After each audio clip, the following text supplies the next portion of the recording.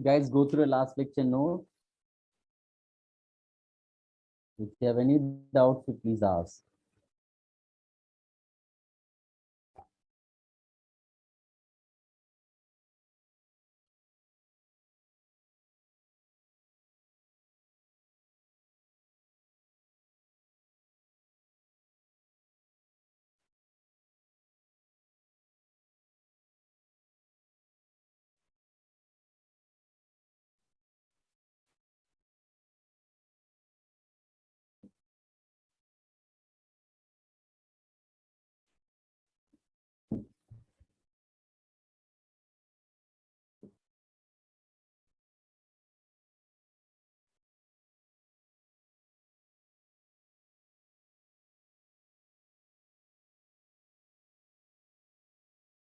What was the last part of the last lecture?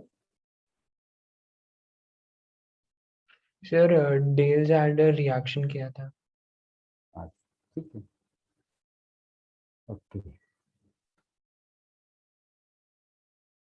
अब ये सब तो फिनिश हो गया एक्चुअली। एल्काडाइन भी फिनिश हो गया। एक दो चीजें हैं जो एडवांस्ड एग्जाम के पॉइंट ऑफ व्यू से आपको करनी है, ठीक है। मेन में तो ऐसा खराब नहीं आएगा। एक अगर मैं इसको like if they give you alkene, एक एल्कीन दिया होगा और उसमें कॉन्सेंट्रेटेड H2SO4 डाल दिया, तो unfortunately many times as a student we fail to decide कि करें क्या यहाँ पे, बिकॉज एल्कोहल होता है और उसमें जब तुम कॉन्सेंट्रेटेड H2SO4 डालते हो तो by dehydration you get alkene. But अगर एल्कीन दिया हुआ है और तुम उसमें कॉन्सेंट्रेटेड H2SO4 डाल रहे हो तो फिर आगे क्या करेंगे? डाइल्यूट H2SO4 होगा तो वाटर एडिशन हो जाएगा, लेकिन कॉन्सेंट्रेटेड H2SO4 होगा तो क्या करेंगे? क्या मेरी बात समझ पा रहे हो बेटा सब लोग? Yes sir.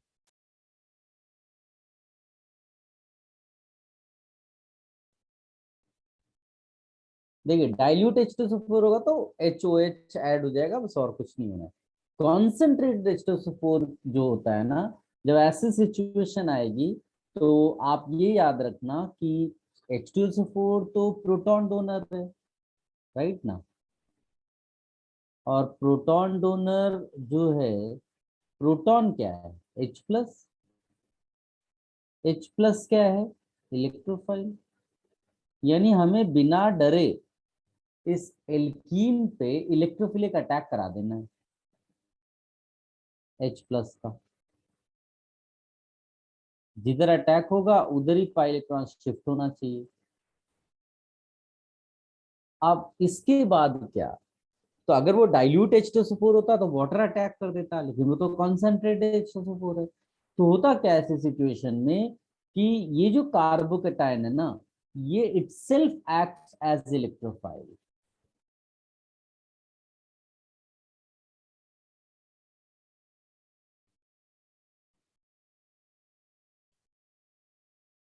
Itself acts as electrophile.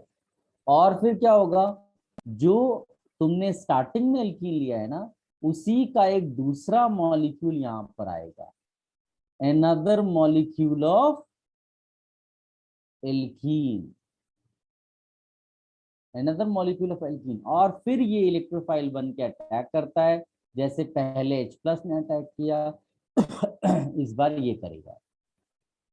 तो आपको कार्बोकेटायन यहां मिला, दिस विल गेट कनेक्टेड ऐसे। Is this the best carbocation? Answer no. ठीक, तो इसका मतलब यहाँ पर आप 1,2 हाइड्राइड शिफ्ट सोच सकते हो। गलती से भी यहाँ रिंग एक्सपेंशन मत सोच लेना। तो ये तुम्हारा आ जाएगा ऐसा कार्बोकेटायन। सिंस ये एक कॉन्सेंट्रेटेड H2SO4 है, यानी कि ये डबल बॉन्ड फिर बना देगा, एलिमिनेशन कराएगा। तो यहाँ पर एलिमिनेशन जब आप सोचोगे तो कहाँ कहाँ पर H है बेटा? H आपका बीटा H जो है वहां वहां देख लो, एक यहाँ पर एक यहाँ पर है ना। इधर वाला तो आइडेंटिकल है। तो एक प्रोडक्ट आप बना सकते हो ये, और एक प्रोडक्ट आप बना सकते हो ये। Which one is major product? ये मोर हाइपर कॉन्जुगेशन है ना। तो इसको ओवरऑल हम क्या बोलेंगे? तो जब ऐसा दिया है इट इज व्हाट, डाइमेराइजेशन। तो ये रेयर सिचुएशन मैंने बताया। इस तरह के क्वेश्चंस कहाँ आएंगे? एडवांस्ड एग्जाम, जहां लोग समझ ही नहीं पाएंगे करेंगे क्या। अच्छा यहाँ 2 लिखा है तो वेरी गुड, तो 2 मॉलिक्यूल समझ में आ रहा है। Even if they have not given you 2 in a sample, you have many molecules, so out of those 2 molecules will join together to give the product. इसको कॉपी कर लो बड़ा सारे बच्चे। So can you explain this again, please? क्या चीज explain करते हैं बेटा? So right में mechanism. राइट वाला मैकेनिज्म मतलब? तो जो आपने राइट साइड में एक्सप्लेन किया ना, ये ना, ये मैंने केवल इतना बोला है बेटा, ये कार्बोकेटाइन जो है वो इलेक्ट्रोफाइल बन के अटैक करता है एल्कीन पे, और फिर इस तरह से डाइमराइजेशन, और फिर तो नॉर्मल जैसे हम पहले बनाते थे डबल बॉन्ड वैसा शिफ्टिंग वगैरह कराते। सर सारे बच्चे कॉपी कर लो। हाँ बोलो। सर अगर सैंपल ऑफ एटम्स है तो सर जो थर्ड स्टेप है ना, जिसमें 2 रिंग्स जुड़ रहे हैं और एक कार्बोकेटाइन वापस बन रहा है। वो अटैक करना, अच्छा ऐसा बोल रहे हो? हाँ सर, ऐसे वो और बड़ा चेन बना सकता है ना सर। बना सकता है, लेकिन क्या होता है कि जब एक ही उसमें कनेक्शन लगातार करने की तुम ट्राई करोगे ना तो क्राउड होता है, तो ओके। इतना क्राउड एक जगह इकट्ठा नहीं हो सकता। जैसे एक बेंच है, तुम मतलब ऐसे मन में सोचोगे तो उसमें तो 1000 लोग बैठ जाएं, बैठते पॉसिबल है क्या? एक नहीं साथ सर, इतना क्राउड हाँ। इकट्ठा नहीं हो पाता। यस। समझे? इसको कॉपी कर लें। अगर आप लोगों को कम भी समझ में आए तो इग्नोर भी कर सकते हैं, मैंने पहले ही बोला है। अभी जो मैं थोड़ा बहुत बताऊंगा आपको वो सब एडवांस्ड वाली चीजें हैं, थोड़ी डिफिकल्ट भी होंगी। तो if you are not comfortable you can ignore this part. ऐसा नहीं कि आपको सब कुछ समझ में आएगा। रिंग 4 मेंबर्ड या 4 मेंबर्ड 5 मेंबर्ड हुई तो भी रिंग एक्सपेंसिव नहीं होगा। हाँ बेटा, अगर थ्री मेंबर्ड होता है तो 4 मेंबर्ड में जाएगा, 4 मेंबर्ड है तो 5 मेंबर्ड में जाएगा, 5 है तो 6 में जाएगा। 6 to 7 रेयर होता है, तो नॉर्मल सिनेरियो नहीं है इसका।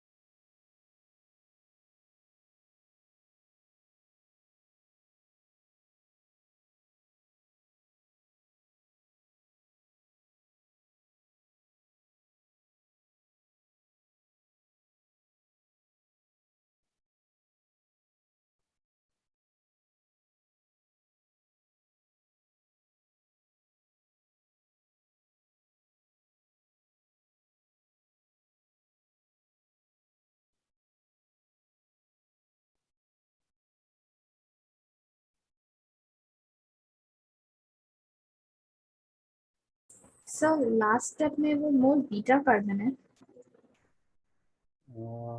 Hello sir. What are you asking? I'm not getting you. Hello sir, I am audible? You are talking about this more, यहाँ पर क्या लिखा है ये पूछ रहे हो आप? Yes sir. More hyper conjugation HC। Okay sir. तो आपने वो एलिमिनेशन लिखा है क्या?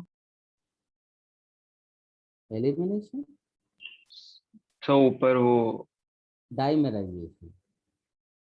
हाँ हाँ, वहाँ ब्लैक एलिमिनेशन। तो एरो किस लिए है वो?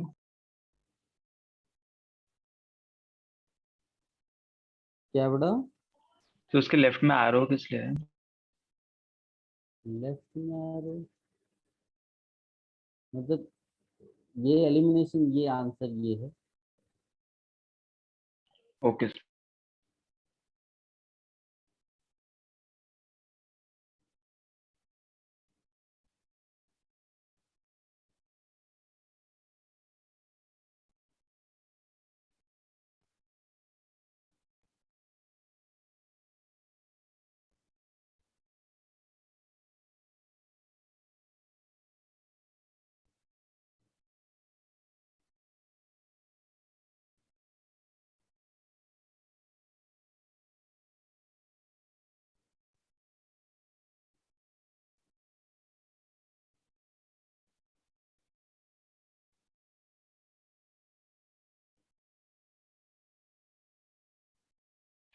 Sir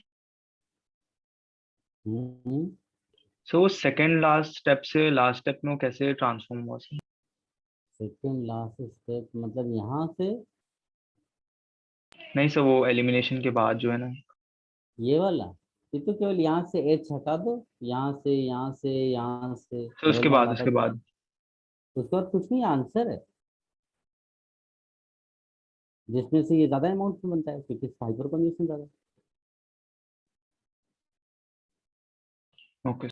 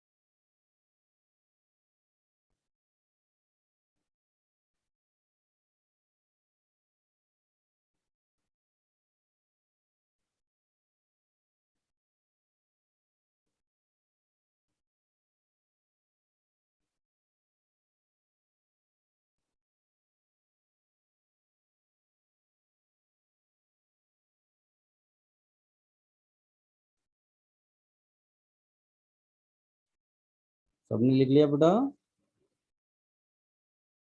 Yes, sir. Sir please wait. Hmm.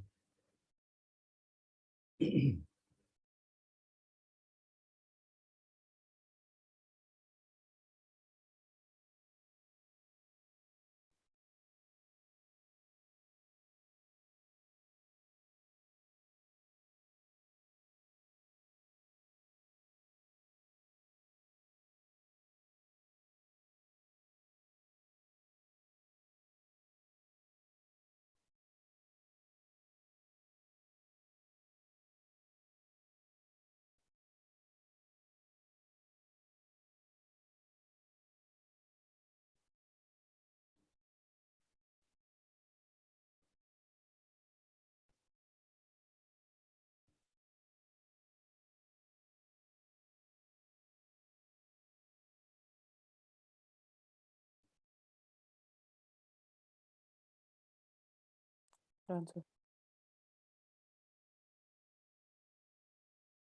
Done ना?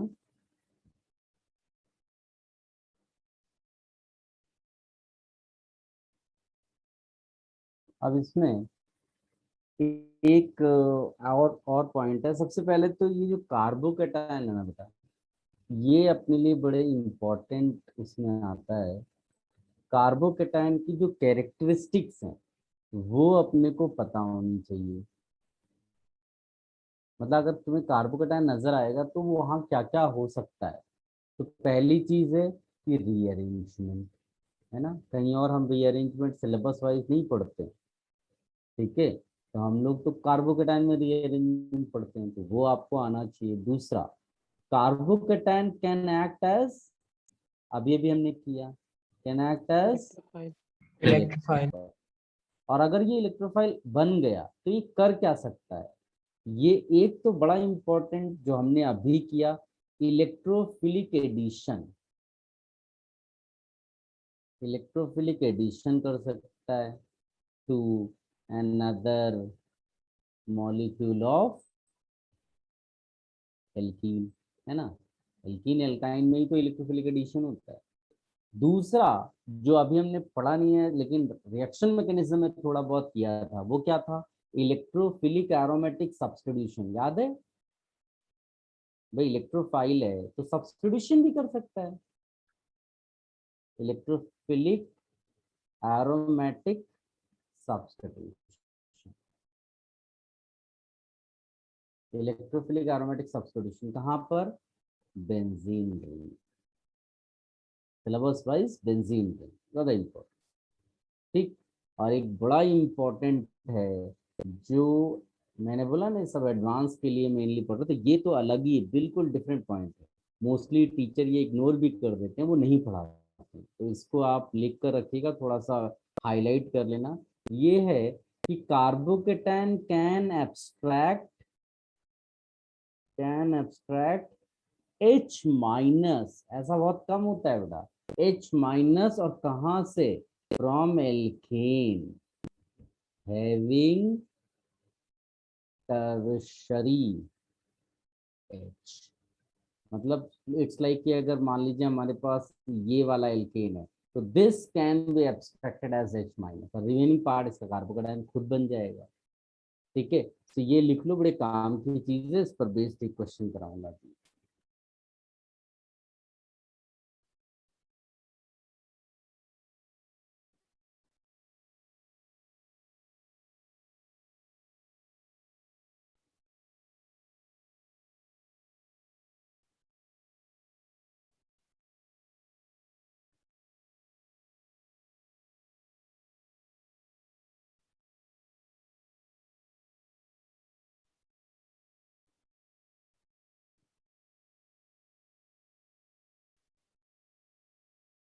सर हम्म, सर आप यहाँ पे एक लिस्ट दे सकते हो क्या जिसमें सर वो रिएक्शंस है जिसमें कार्बोकेटायन होता है? मतलब सर एक लिस्ट जिसमें सब रिएक्शंस जिसमें कार्बोकेटायन इन्वॉल्व होता है। ऐसा लिस्ट हाँ सर, एक ही जगह पे लिख लेंगे तो हेल्पफुल होगा। हाँ सर बस नाम भी बता देंगे तो भी चलेगा, बहुत फैला हुआ है। हाँ सर। तो मैं समझा नहीं, अभी तो हमने तो ऑर्गेनिक केमिस्ट्री शुरू की है, जब तक पूरी रिएक्शंस हो नहीं जाती तुम्हें कैसे पता चलेगा कहाँ कार्बोकेटायन बनेगा कहाँ नहीं बनता है? ये सर इस चैप्टर के लिए, इस चैप्टर के लिए, एल्कीन के लिए, हाइड्रोकार्बन ओवरऑल। हाइड्रोकार्बन में जहां पर भी एल्कीन एल्काइन की रिएक्शन है वो सारी लगभग कार्बोकेटायन वाली है। बेटा ओके वो जो तुम चाहते हो ना, वो साइंस में मिलने वाली नहीं है। कोई फॉर्मूला, तो ये बहुत बच्चे बोलते हैं सर कोई ऐसा तरकीब बता दो जिससे सारी चीजें सॉल्व हो जाए, वो नहीं होता है बेटा। प्रैक्टिस करनी पड़ती, बार बार लिखनी पड़ती है चीजें। जिन बच्चों को याद हो जाती जल्दी वो अपने कर लेते हैं, जिन्हें नहीं याद होती वो प्रैक्टिस करते हैं, एक एक रिएक्शन वो 10 टाइम्स 20 टाइम्स लिख करके याद करते हैं, क्योंकि वही आपका फॉर्मूला है। और वो याद हो गया तो बस काम हो गया। वो पॉसिबल नहीं, तुम अगर कर लो अपना सीक्वेंस बनाकर ग्रुप में डाल दो, अगर तुम्हें लगता हो तुम ज्यादा अच्छे से कर सकते हो। Okay sir.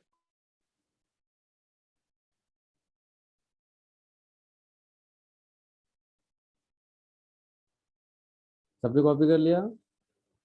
Yes sir.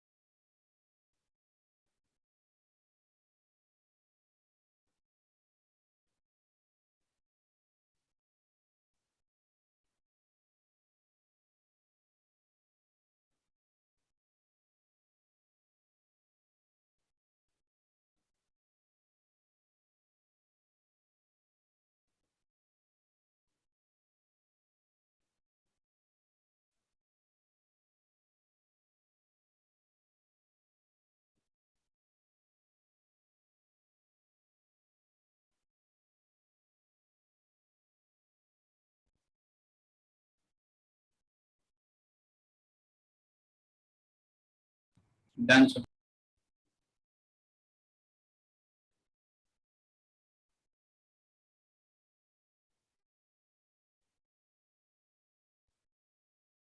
देखो अब इसका एप्लीकेशन देखो।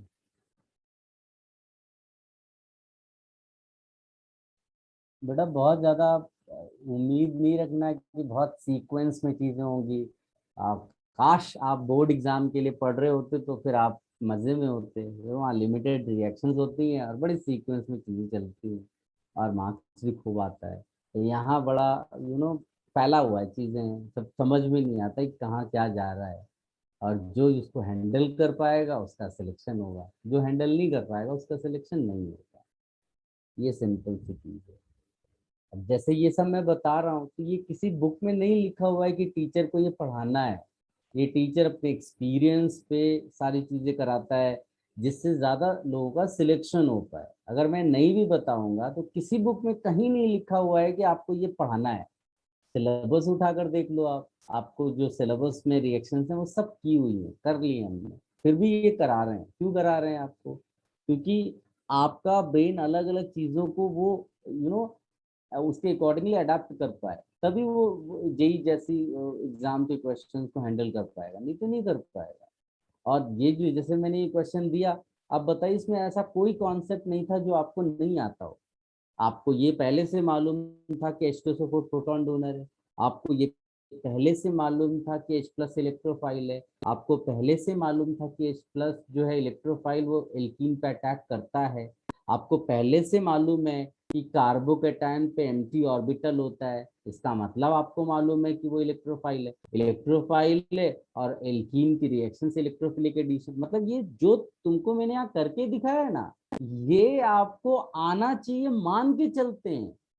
अब किसी बच्चे का सिलेक्शन नहीं होगा और वो आकर टीचर से बोलेगा कि सर आपने पढ़ाया नहीं है मुझे, तो वो क्लेम कर ही नहीं सकता, क्योंकि ये तो पढ़ाया गया हर चीज, इसकी जो भी बेसिक नॉलेज है, बट फिर भी बच्चा नहीं कर पाएगा, क्योंकि वो एक ब्रेन उसी हिसाब से वर्क करता है, जो चीजें उसने देखी होंगी वही ज्यादातर चीजें एग्जाम में हो पाती है। और अगर ये नहीं कराऊंगा मैं तो आप ये डील नहीं कर पाएंगे, लेकिन आप ये क्लेम नहीं कर पाएंगे कि टीचर ने नहीं पढ़ाया इसलिए मैंने नहीं किया है, क्योंकि वो बोर्ड एग्जाम नहीं है, वो तो कोई क्वेश्चन ही आपने नहीं देखा होगा पहले जो एग्जाम में आ रहा है। आई होप आप मेरे बात को समझ पा रहे होंगे, इसलिए ज्यादा से ज्यादा आप नई चीजें करने को ट्राई करो, और बिना घबराए कि नया क्वेश्चन आया तो आपको डरना नहीं है कि वो बोर्ड एग्जाम जैसे स्टाइल में नहीं होना चाहिए, कह रहे ये तो टेक्स्ट बुक के बाहर का क्वेश्चन आ गया, आउट ऑफ सिलेबस। यहाँ आउट ऑफ सिलेबस क्वेश्चन ही आता है। आउट ऑफ सिलेबस क्वेश्चन का मतलब है कि क्वेश्चन जो है बिल्कुल नया होगा, जो तुमने पहले कभी नहीं देखा होगा। देखो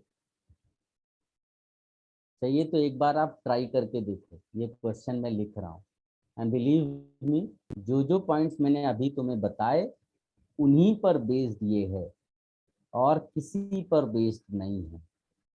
अगर आप चाहो तो एक बार आप इसको अटेम्प्ट करके देखो, ट्राई टू गेट आंसर। आपको जेई एडवांस का फील आएगा कि जेई एडवांस का जो डिफिकल्ट क्वेश्चन होता है वो क्या हिला पाता है कोई उस क्वेश्चन को, क्या क्रैक कर पाता है। आप करिए जरा, ट्राई करिए, can you get the answer. ऐसे बोलते हैं ना रेगुलरली लोग कि कॉन्सेप्ट्स वही रहते हैं, क्वेश्चन नया होता है, तो बस ये वही समझ लो कि क्वेश्चन नया है, कॉन्सेप्ट्स वही पुराने हैं जो प्रीवियस पेजेस में लिखे हुए हैं।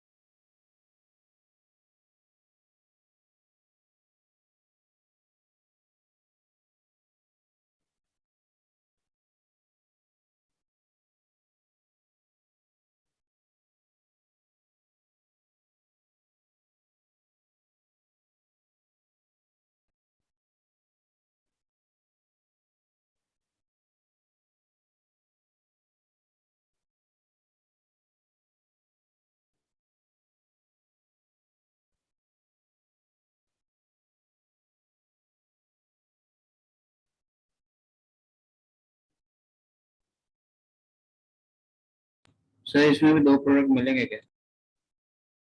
वो आप बताओ, पूछ करके क्या फायदा है। प्रोडक्ट तो कई सारे मिल सकते हैं बेटा, हमारा जो ऑब्जेक्टिव होता है ना, अपना जो एक मेन प्रोडक्ट, और नॉर्मली ऑर्गेनिक रिएक्शन में तो ऑर्गेनिक को मेन प्रोडक्ट मानते हैं, उसमें दो भी मिल सकते हैं, वो उससे मतलब नहीं, आप या तो सब दे दो या फिर जो मेन प्रोडक्ट है उसकी बात कर लो।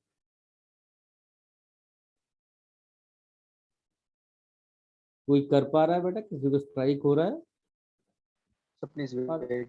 ओके, क्योंकि अगर बिल्कुल समझ में नहीं आएगा तो फिर हम टाइम वेस्ट नहीं करेंगे।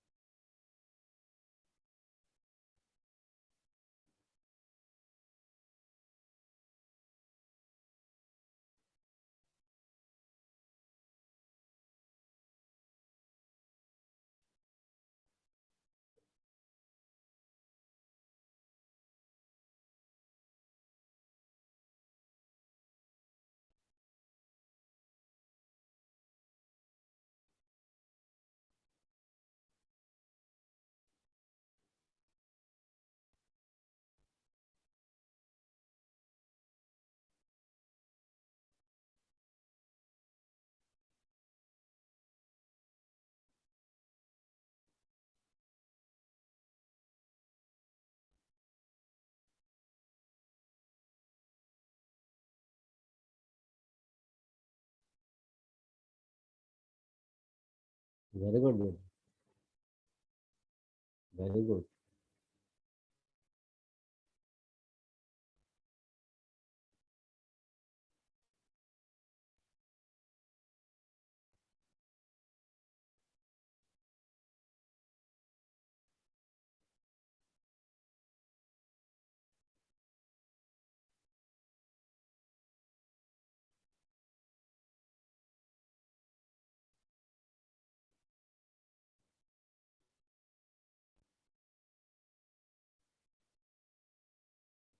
सबने अटेम्प्ट कर लिया बेटा?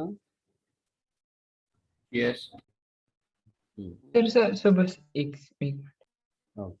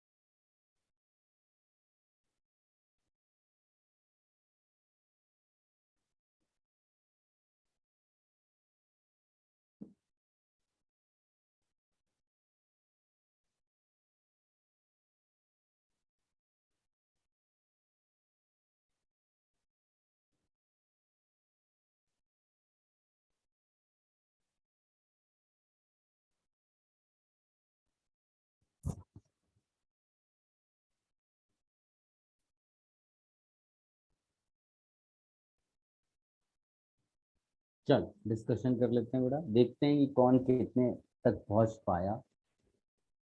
देखिए, जिन बच्चों की अच्छी रैंक आती है उनसे इस क्वेश्चन को लेकर क्या एक्सपेक्ट करेंगे। आप में से कई लोगों को बड़ा सरप्राइज लगेगा कि ऐसा भी कोई सोच पाएगा क्या, लेकिन सोचते हैं लोग, रैंक आती है उनकी। Let's see.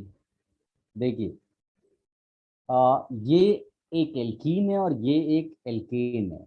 जब आपको वैसे तो ऑप्शंस भी दिए होंगे, लेकिन बिना ऑप्शंस के आप सोचिए इसमें क्या क्या दिमाग लगा सकते हैं। कॉन्सेंट्रेटेड H2SO4 है। H2SO4 को हम क्या बोलेंगे बेटा, प्रोटॉन डोनर।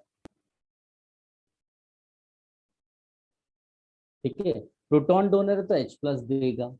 H+ जो है वो एक इलेक्ट्रोफाइल का काम करता है। तो एक स्टूडेंट की नजर में तुरंत आएगा कि इलेक्ट्रोफाइल है तो इन दोनों में से किसके साथ रिएक्शन करने के चांसेस उसके ज्यादा हैं, एल्कीन के साथ।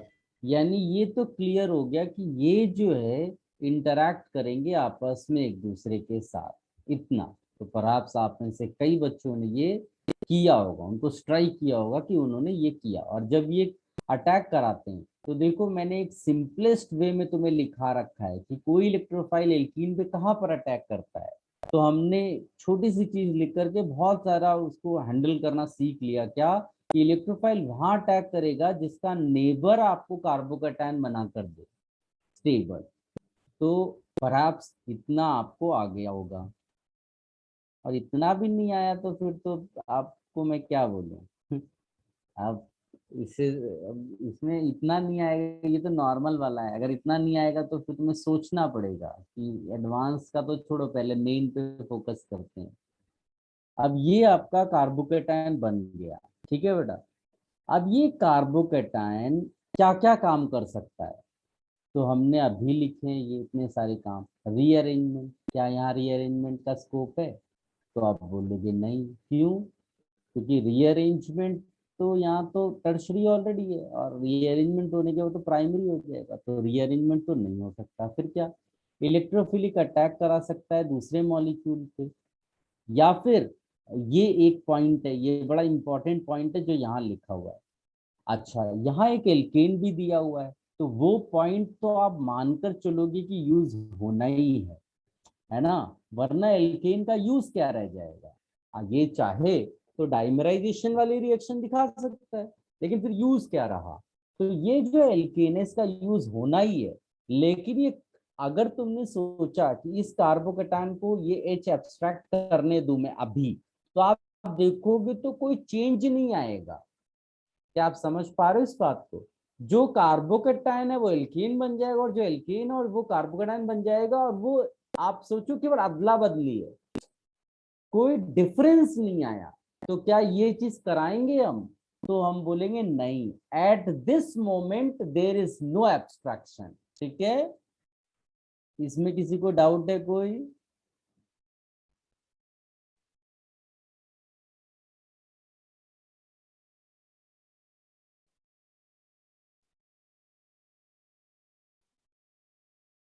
ये मैंने यहाँ लिख दी थी। आप वापस बोल सकते हो क्या क्यों नहीं होगा इस मूवमेंट पे? ये जो कार्बोकैटायन है H लेकर के उस एल्केन में बदल जाएगा, इसका नाम जो भी है, ये जो ब्यूटेन है ना, वो ये बन जाएगा और वो ये बन जाएगा। तो उसके कोई फायदा हुआ क्या, नहीं समझ में आया? नहीं सर, मतलब हाँ, ये छोटी सी चीज है कि मतलब, तो ये तुमने 2 रुपए किसी और को दिए, तो उसने 2 रुपए तुम्हें दे दिए, तो फायदा क्या हुआ, कोई चेंज हुआ क्या? कुछ नहीं हुआ। तो वो प्रोसेस नहीं होगा, उसका कोई मतलब ही नहीं है। अगर तुम करा भी दोगे तो आंसर थोड़ी निकलेगा तुम्हारा। ये हो गया। अब इसके बाद क्या, तो फिर ये दूसरे मॉलिक्यूल को बुलाएगा और उस पे एज एन इलेक्ट्रोफाइल अटैक करेगा। अटैक किस कार्बन पे होता है, वही पुराना स्टाइल, उस डबल बॉन्डेड कार्बन पे जिसका neighbour gives you a stable carbocation. तो ये बन जाएगा ऐसा। आई होप आपको ये कॉन्सेप्ट समझ में तो आया। 2 प्रोडक्ट्स बनेंगे। अभी आते हैं धीरे धीरे, वेट करो। सर बोलो। अच्छा सर, कुछ नहीं सर, अब एंड में पूछ। अब ये कार्बोकैटायन बन गया, अब ये कार्बोकेटाइन एक तो एल्कीन बना सकता है, लेकिन ये एल्कीन नहीं बनाएंगे हम लोग यहाँ पर। क्यों? क्योंकि यहाँ एल्केन दिया हुआ है, समझे ना, जिससे ये H माइनस एब्स्ट्रैक्ट कर सकता है।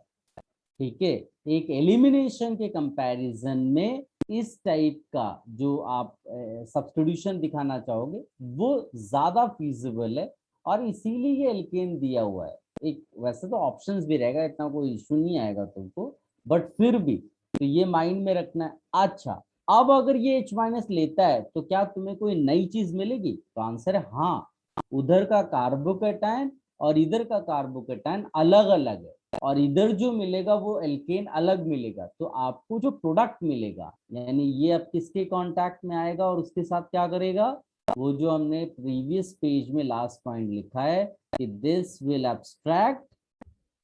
याद रखना, H प्लस एब्स्ट्रैक्ट नहीं होता है, H माइनस होता है ये।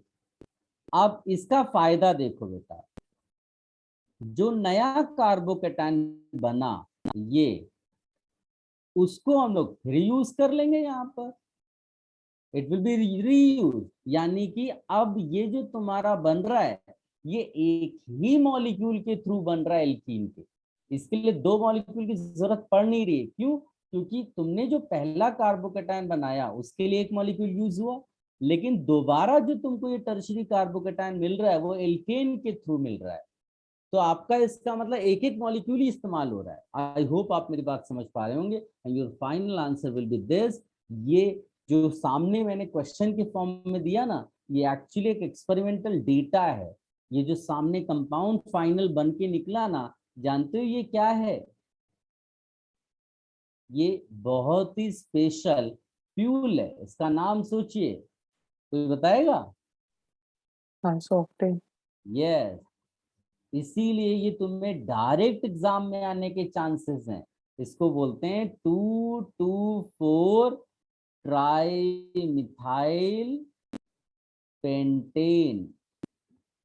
तो ये एक एक्सपेरिमेंटल डेटा है प्रिपरेशन ऑफ आइसो ऑक्टेन का। तो इसको कॉपी कर लो बेटा। अगर आप लकी हुए तो जो मैंने रिसर्च करके निकाला है ये तुम्हें डायरेक्ट एग्जाम में मिल सकता है, इसको कॉपी कर लो।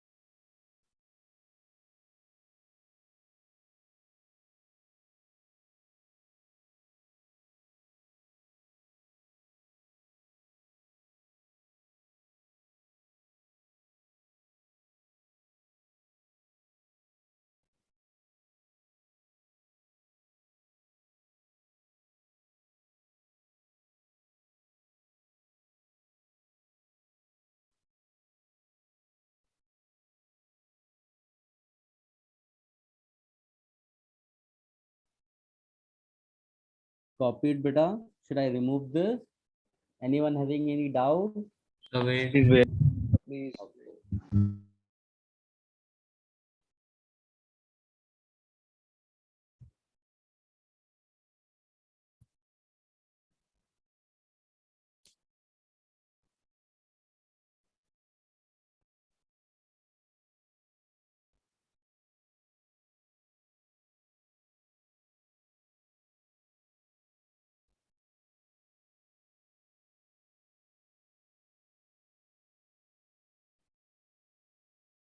सर एल्कीन का 2 मोल देना चाहिए था ना क्वेश्चन।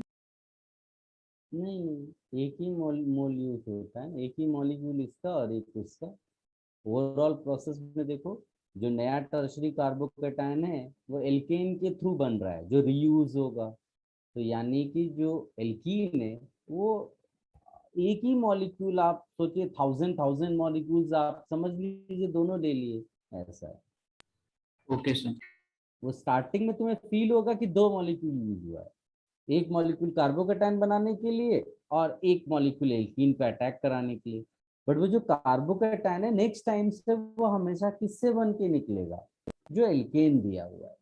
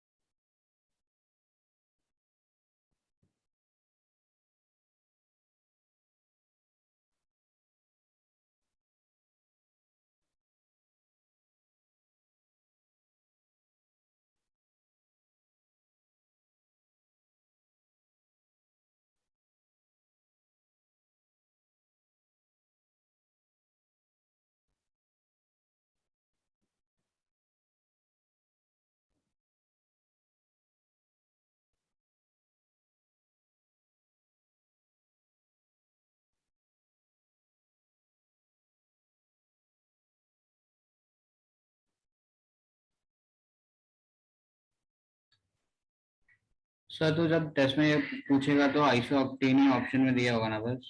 हाँ, ओके सर। तो क्वेश्चन इस तरह से फ्रेम ही करेगा बेटा, क्योंकि तुमसे वो चाहेगा कि तुम यहाँ तक ही पहुंचो। और अगर आप वो, क्योंकि यही पहुंचना डिफिकल्ट है, डाइमराइजेशन तो इजी वाला रिएक्शन है जो पहले हम कर चुके हैं। यस। रिमूव दिस बेटा, सबने लिख लिया? Yes sir. एक मिनट। ये सब नई नई चीजें हैं बेटा जो एडवांस के लिए हैं, मैं बार बार बोल रहा हूँ। अगर आपको थोड़ा डिफिकल्ट भी लगे तो फिर आप इसको इग्नोर कर सकते हैं, नोट्स में लिख कर रखना बस। क्योंकि आपके यहाँ अगर दो तीन बच्चे भी होंगे जो किसी लेवल पे होंगे तो मैं ऑफ कोर्स चाहूंगा कि उनको ये जरूर मिले।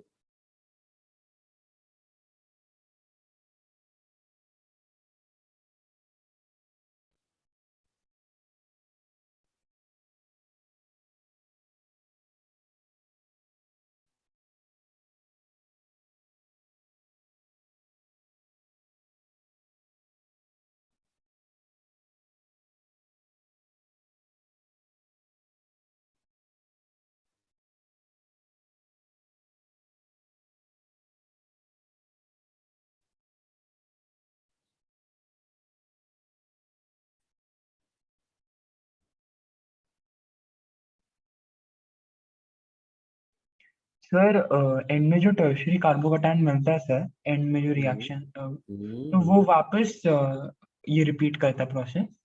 हाँ, वो बिल्कुल, तभी तो जो एल्कीन के मॉलिक्यूल्स हैं वो और कंज्यूम होंगे ना। Okay sir. तो वो तो कैटलिस्ट था, वो तो केवल इनिशिएट कराएगा ना। Okay sir. सर हो गया लिख। हो गया ना। एक और आप लिखो बेटा, क्वेश्चन के फॉर्म में देता हूँ।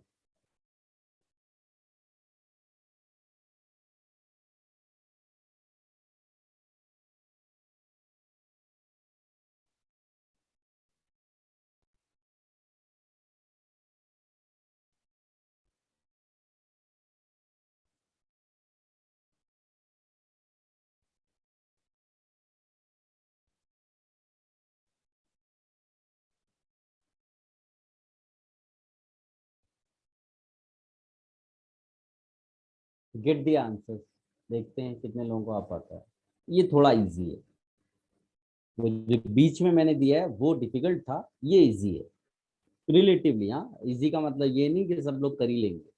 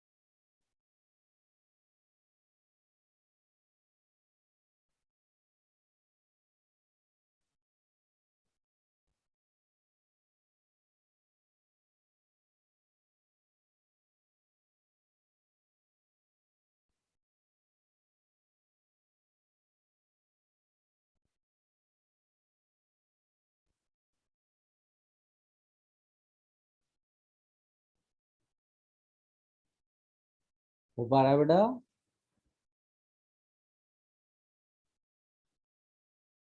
Yes, sir.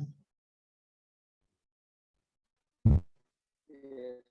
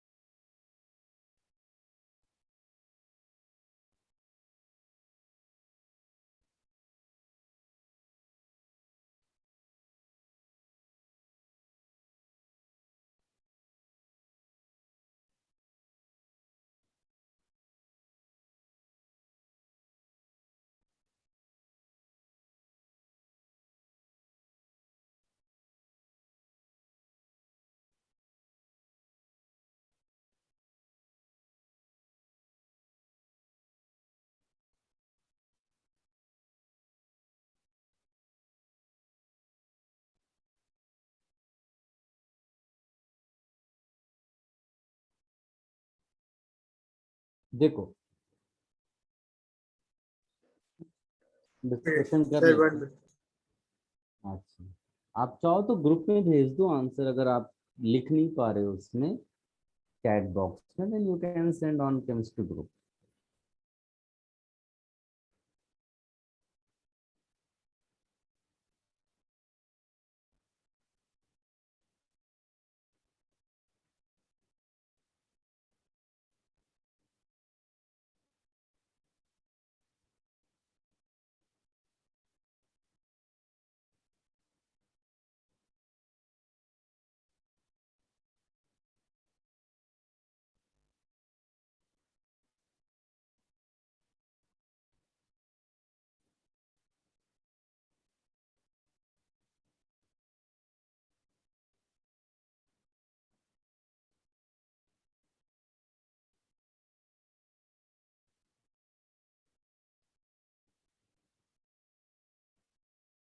वेरी गुड बेटा,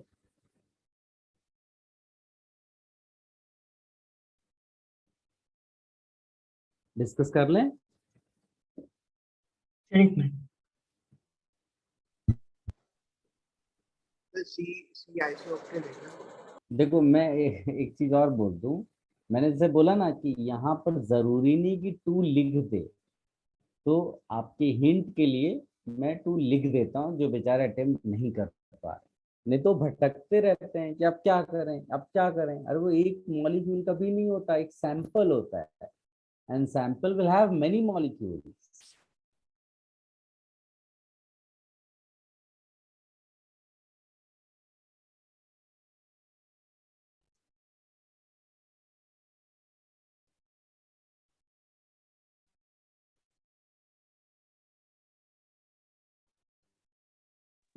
Done, sir.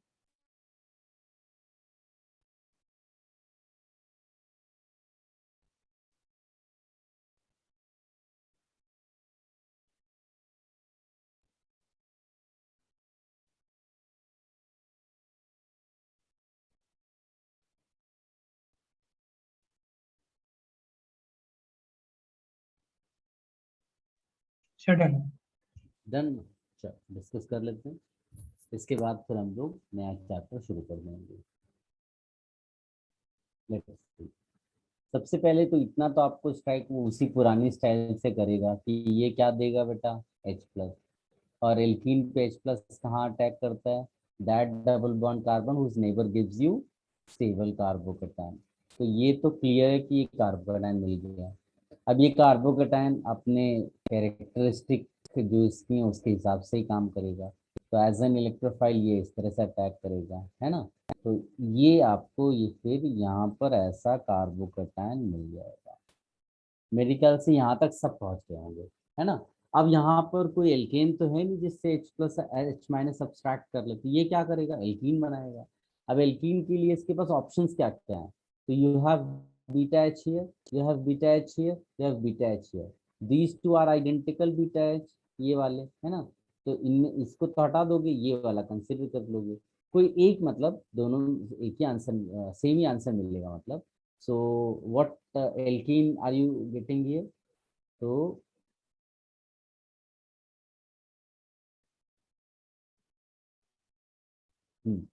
एक प्रोडक्ट, आदित्य बेटा मैसेज इतना लंबा क्यों भेज रहा है,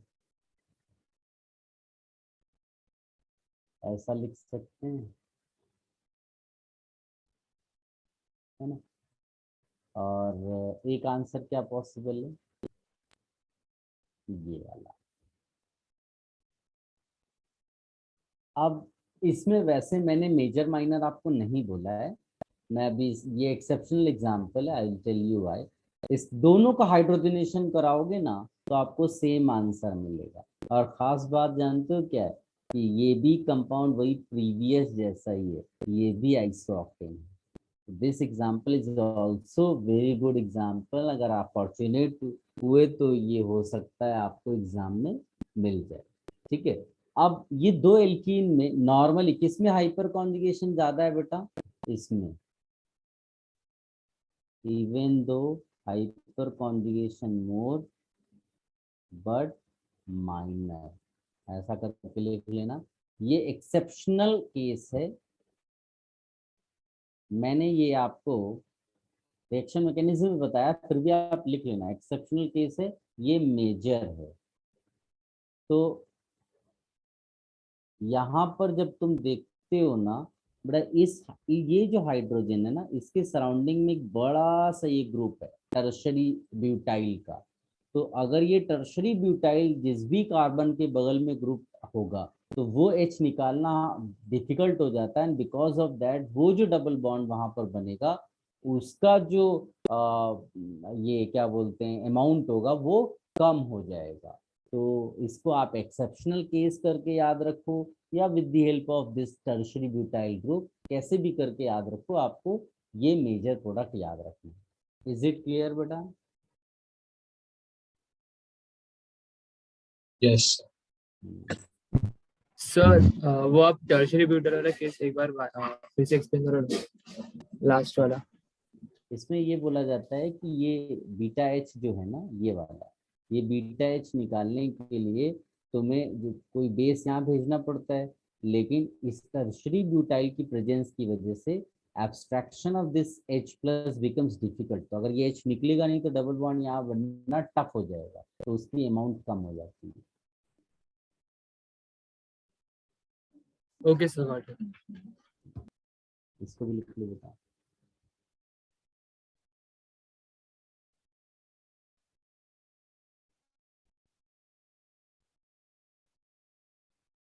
सर यस बेटा। सर ये लास्ट वाला एग्जांपल से ज्यादा efficient way of preparation of isooctane होगा ना? लास्ट वाले से सर दोनों में आइसोक्टेन ही बन रहा है ना, पर हाँ उसमें एक हाँ, एक्स्ट्रा कंपाउंड लग रहा है। उसमें तो उससे कोई फर्क नहीं पड़ रहा ना, वो तो अवेलेबिलिटी पर है। अगर तुम्हारे पास वो मटेरियल है तो उससे बनाओगे, ओके। है कि नहीं?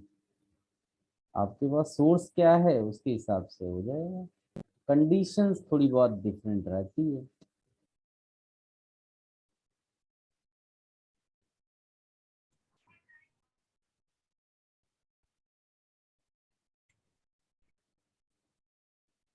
सर लास्ट वाले कार्बोकेटायन से वो एलिमिनेशन रिएक्शन कैसे हुआ, आप वापस बता सकते हो?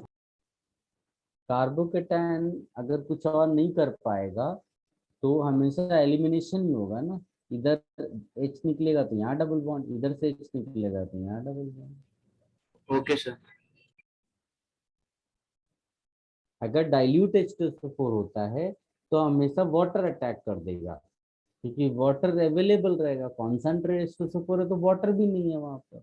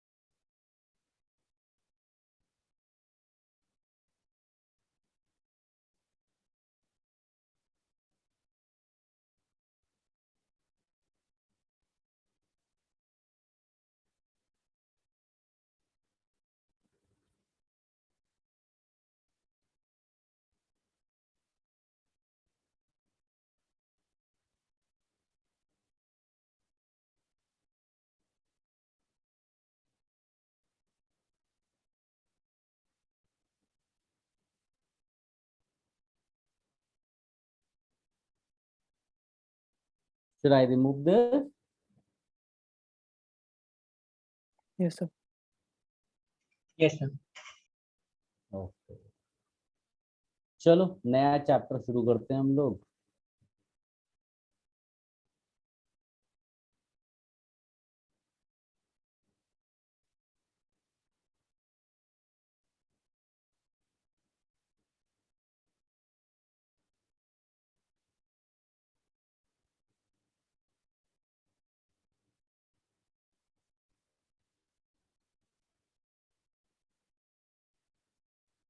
एरोमेटिक हाइड्रोकार्बन,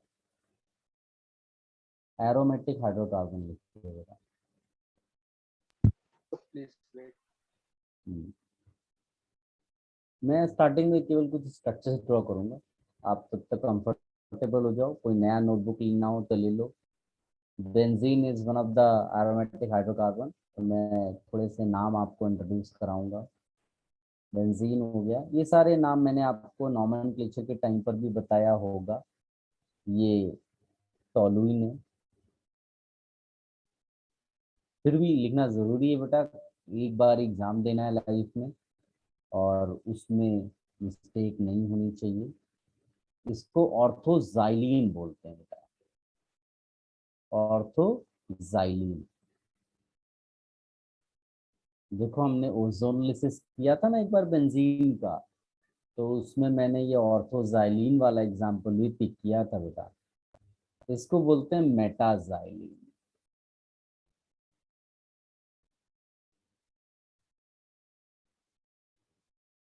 इसको बोलते हैं पैराजाइलिन, ठीक है। और फिर एक कंपाउंड आप ऐसा लिखो तो स्टाइरीन बोलते हैं। ये एक पॉलीमर होता है, उसके लिए यूज़ किया जाता है पॉलीमराइजेशन रिएक्शन में। और एक cumene, this is very important compound because ये एक इनिशियल कंपाउंड है for preparation of phenol. Phenol अपने सिलेबस में बहुत इंपॉर्टेंट है और उसके प्रिपरेशन में हम यूज़ करते हैं क्यूमीन, ठीक है। और ये तो बड़ा वेल नोन सा कंपाउंड है, नैप्थलीन। नैप्थलीन, फिर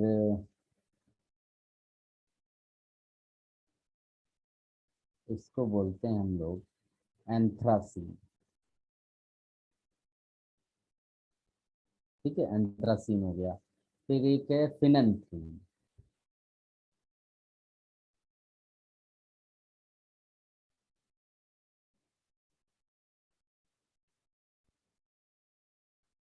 कॉपी कर लो बेटा ये सब।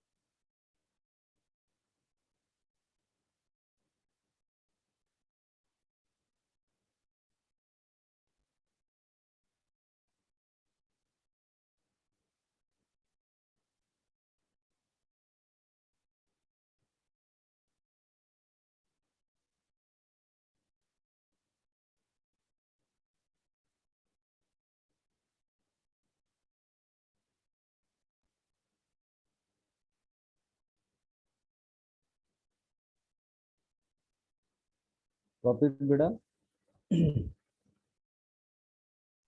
Yes, sir. Wait, sir please wait. Okay, last वाला कंपाउंड क्या लिखा है आपने? फिनन 3। Okay sir.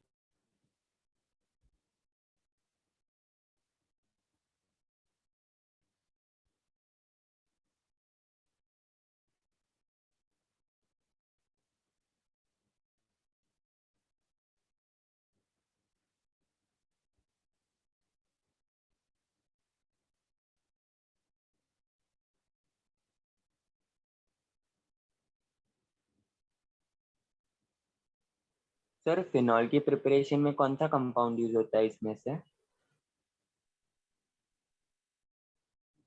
फिनॉल प्रिपरेशन के लिए क्यूमीन।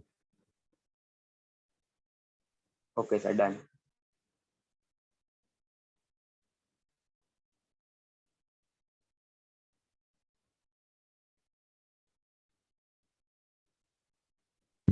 सर एंथ्रासिन के बाद का लिखा है। फिनन 3।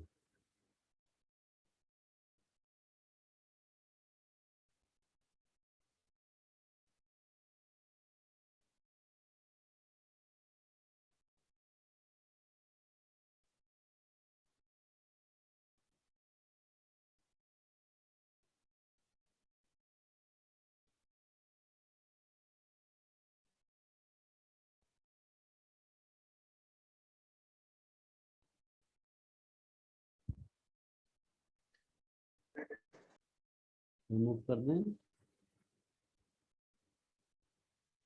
Yes sir.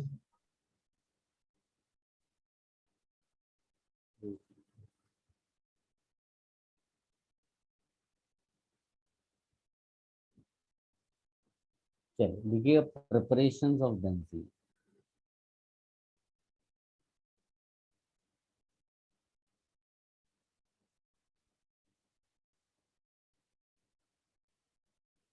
and there are so many reactions, और बिलीव भी कई सारी रिएक्शंस हमने पहले से पढ़ी हुई है। अगर आप थोड़ा बहुत भी रिकॉल करें, एक ट्राइमेराइजेशन वाला रिएक्शन याद है एसिटिलीन में हमने जो पढ़ा हुआ था बेटा, can you Yes, sir. Recall? हाँ, तो पहला वही, तो हम लोग पहले वही रिएक्शंस लिख लेते हैं जस्ट रिवीजन पर्पज से, जो हमने पहले से पढ़ रखी है। तो ट्राइमेराइजेशन, ऐसे लिखेंगे by trimerization of benzene, sorry acetylene. ठीक है, सो कुछ करना नहीं है इसमें अपने को, तो 3 मॉलिक्यूल्स ले लिए और किसके थ्रू पास कर देंगे बेटा? So hot tube of copper slash Fe.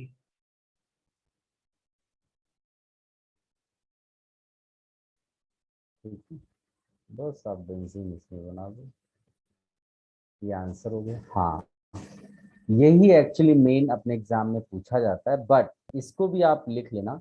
NiCN2 वैसे हम लोग टेट्रामेराइजेशन के लिए यूज करते हैं, बट साथ में क्या है उस पर भी डिपेंड करता है। तो इट हैज बीन फाउंड कि ट्राइफेनाइल फॉस्फीन की प्रेजेंस अगर हो गई ईथर में, तो फिर ये बनाता है आपका बेंजीन। ठीक है, सो ये अलग सा है, आप इसको इग्नोर भी कर सकते हो, एग्जाम में पूछा नहीं गया अभी तक, बट इसको भी नोट्स में लिख लोगे तो अच्छा ही है।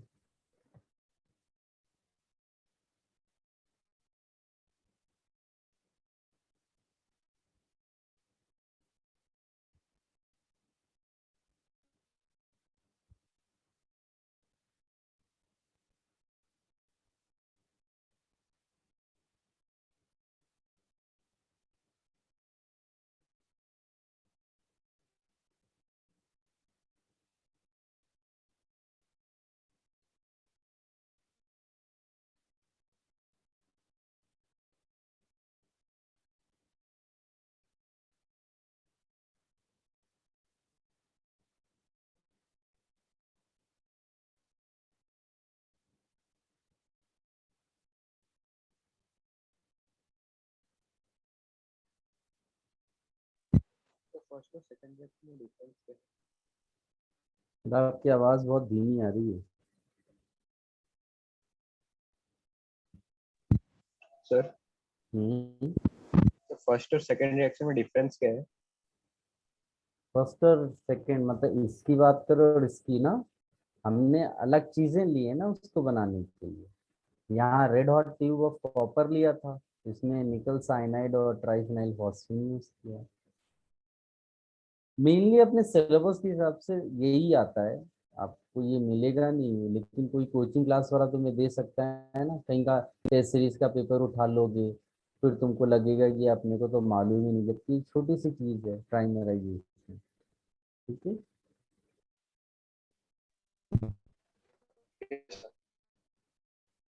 फिर आई रिमूव दिस बेटा। Yes sir. अब एक रिएक्शन रिकॉल करो, हम लोगों ने एरोमेटाइजेशन किया था, याद है हेक्सेन का एल्केन चैप्टर में। Yes aromatisation of normal hexane, तो CH3 CH2 CH2 CH2 CH2 1 2 3 4 5 6, क्या लेते हैं बेटा, ऑक्साइड लेते थे याद है, और उसको किसके थ्रू पास करते थे, एल्यूमिना। एल्यूमिनियम। हाँ, तो मेनली आप मानकर चलिए कि Cr2O3 तुम्हें एग्जाम में मिलेगा, और एल्यूमिना Al2O3 होता है। ठीक है, इसके थ्रू आप पास कर देंगे तो आपको ये 1 2 3 4 5 6 है ना। हाँ, तो हो सकता है इसमें पहले साइक्लोहेक्सेन दे और फिर इसको कन्वर्ट कर दे बेंजीन में, तो हर दोनों के लिए आप रेडी रहिएगा बेटा। हाँ, कॉपी कर लो इसको।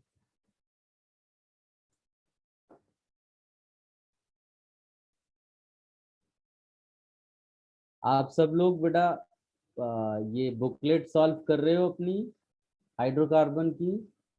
Yes sir. Yes sir. हाँ, अभी उसको पूरा सॉल्व कर लेना, किसी एक दिन हम लोग डिस्कशन रख लेंगे बुकलेट का बेटा।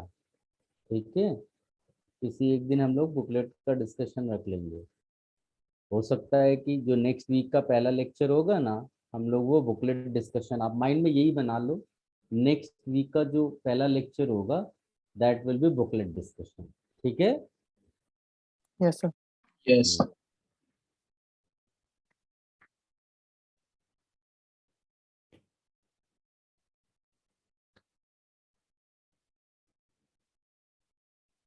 Should I remove this?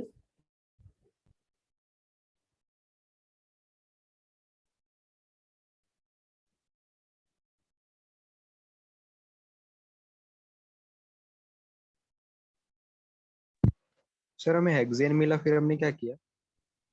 Hexane नहीं मिला, साइक्लोहेक्सेन मिला, फिर यही डालेंगे। मतलब इसका काम तो केवल हाइड्रोजन रिमूव करने का है ना, सोचो आप, तो हाइड्रोजन रिमूव करते हैं तो ये डबल बॉन्ड लगातार आते रहते हैं। ओके। आप बैलेंस भी कर सकते हो इस तरह से।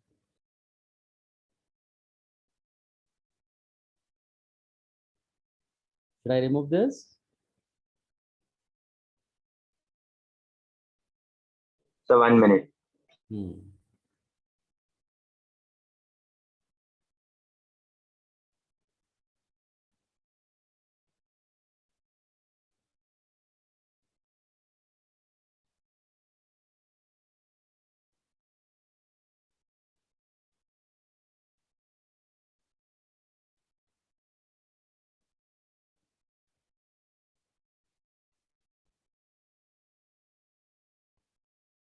Done, sir.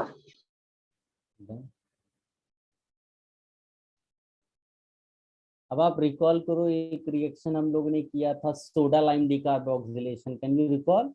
तो उसमें RCOO का COO पार्ट हट जाता था और RH बनता था। तो अगर हम लोग यहाँ पर बेंजोइक एसिड का सॉल्ट ले ले तो आप यहाँ पर हेडिंग में डाल सकते हैं from sodium benzoate, from sodium benzoate.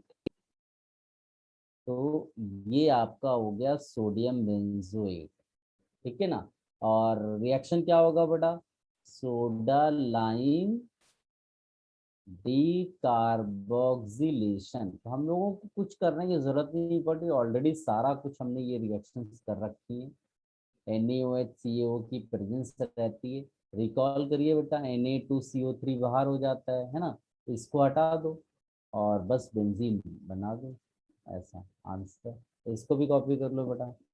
सब छोटी छोटी चीज़ें हैं, लेकिन अपने को प्रैक्टिस ज़रूर करनी, नहीं तो एग्ज़ाम में सीधे आ गए और हमने तो स्ट्राइक नहीं किया तो गड़बड़ हो जाएगा।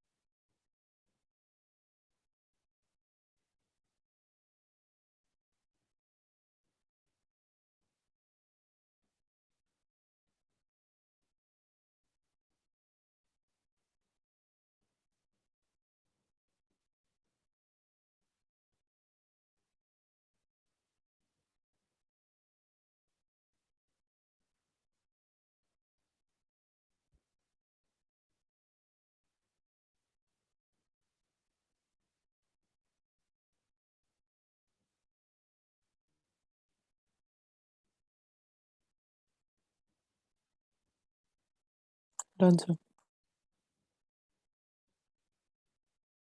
डन। नेक्स्ट लिखिएगा।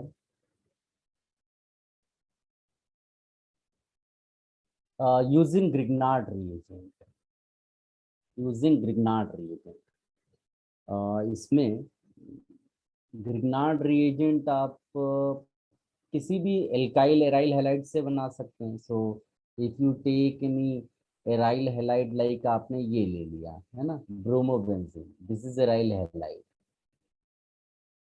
तो हम लोग क्या डालते थे बेटा, मैग्नीशियम टर्निंग्स, और सॉल्वेंट ले लेते थे। सॉल्वेंट में आप या तो ड्राई ईथर लोगे या फिर THF सॉल्वेंट लेते हैं, है ना, टेट्राहाइड्रोफिल, ये भी ईथर ही है, साइक्लिक ईथर रहता है, इसका फॉर्मूला मैं पहले भी बता चुका हूँ। ये तो आपको मिल क्या गया, ये राइट। अब इस ये एक बेस का काम करता है, एक्ट एज बेस और न्यूक्लियोफाइल, लेकिन हमें अभी बेंजीन बनाना है, यानी कि केवल इसको H दे दो। H किसके पास कहाँ से आएगा, किसी भी कंपाउंड पे जिसके पास एसिडिक हाइड्रोजन अवेलेबल हो, तो किसके पास एसिडिक हाइड्रोजन अवेलेबल होगा, जैसे H2O के पास अवेलेबल होगा, जैसे ROH के पास अवेलेबल होगा, जैसे टर्मिनल जो एल्काइन होता है उसके पास H अवेलेबल होगा।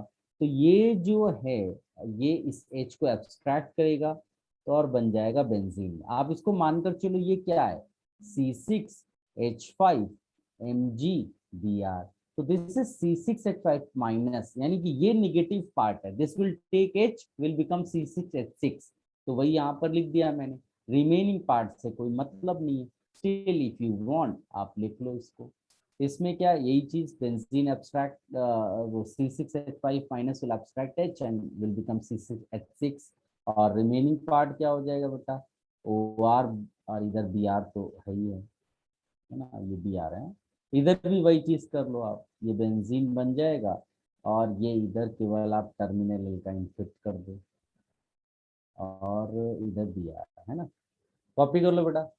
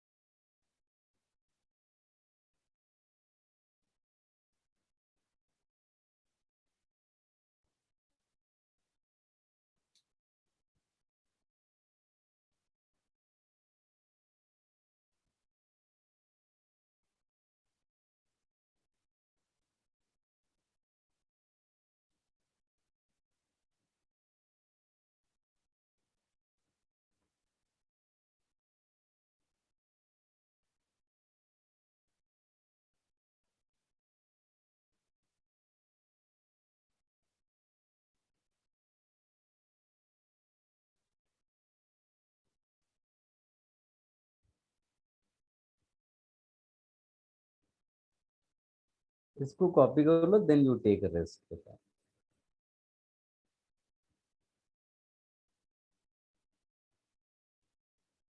And we will continue this preparation part next lecture also। और बुकलेट आप जरूर फिनिश कर लेना बेटा। मैंने बोला ना नेक्स्ट वीक का पहला लेक्चर जो होगा उसमें हम बुकलेट डिस्कशन करेंगे। Thank you sir. Okay thank you. Okay बेटा।